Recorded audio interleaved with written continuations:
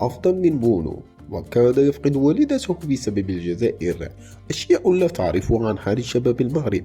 بن غوزيل أضحى اسم طه بن غوزيل يتردد في كل بيت مغربي بعد وقوفه مرة أخرى ليبرهن عن جودته ويقود أشبال الأطلس للتأهل إلى الربع النهائي كأس العالم للشباب بأندونيسيا عقب تنصيب نفسه نجما لمباراة إيران وتصديه لركلتي ترجيح بشجاعة وبسالة منقطعة النظير. وفي هذا الفيديو سوف تتعرفون أكثر عن البطل المغربي، قصته مع منتخب الجزائر وسبب تعرضه للضرب الغاشم على أيديهم، وكيف يمتلك أرقاما أفضل من ياسين بونو. ولد طه في مدينة المحمدية عام 2006 وتلقى تكوينه في أشهر مدارس كرة القدم ليس فقط داخل المغرب بل في العالم، أكاديمية محمد السادس، والتي أثقلت موهبته وجعلته على أبواب الاحتراف في كبرى الدوريات الأوروبية. ويتم تحضيره حاليا ليكون حارس المستقبل للمنتخب المغربي الأول. قصته مع المنتخب الجزائري: دعا سيتو بن غوزيل حين تألق في البطولة العربية منذ أكثر من 6 أشهر، ثم اشتهر أكثر حين انتشرت له مقاطع فيديو وهو يتعرض للضرب من قبل نجوم شباب الجزائر.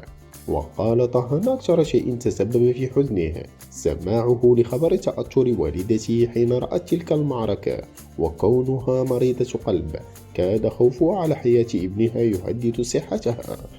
زاد اليقين داخل قلوب المغاربة بأن بن غوزيل حارس استثنائي في ركلة الترجيح، وحقا لو كان ياسين بونو متمرسا في تلك اللعبة الذهبية، وطه يمتلك موهبة استثنائية.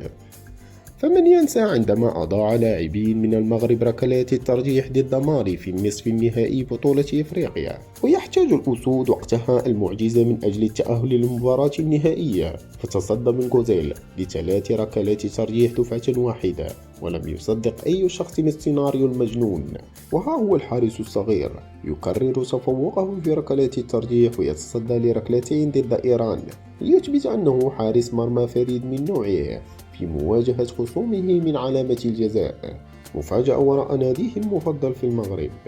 لا نحتاج الكثير من التفكير في ولاء طه بن غوزيل لنادي شباب المحمدية، كونه حفيد الإطار المغربي عبد السلام بن غوزيل أحد رموز النادي، ووالده أيضا كان حارسا في مسيرته، ولكن هناك فريق آخر يفضله طه في المغرب.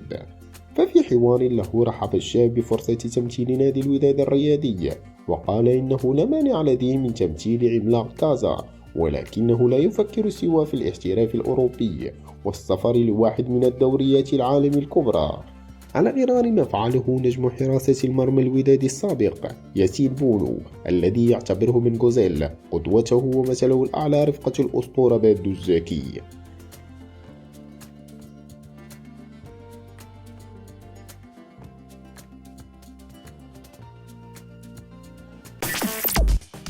مرحبا بكم فين ما كنتو. ما تنسوش ديروا لايك الفيديو وتشاركوا في القناة باش تشجعونا ونستمروا ويوصلكم كل جديد.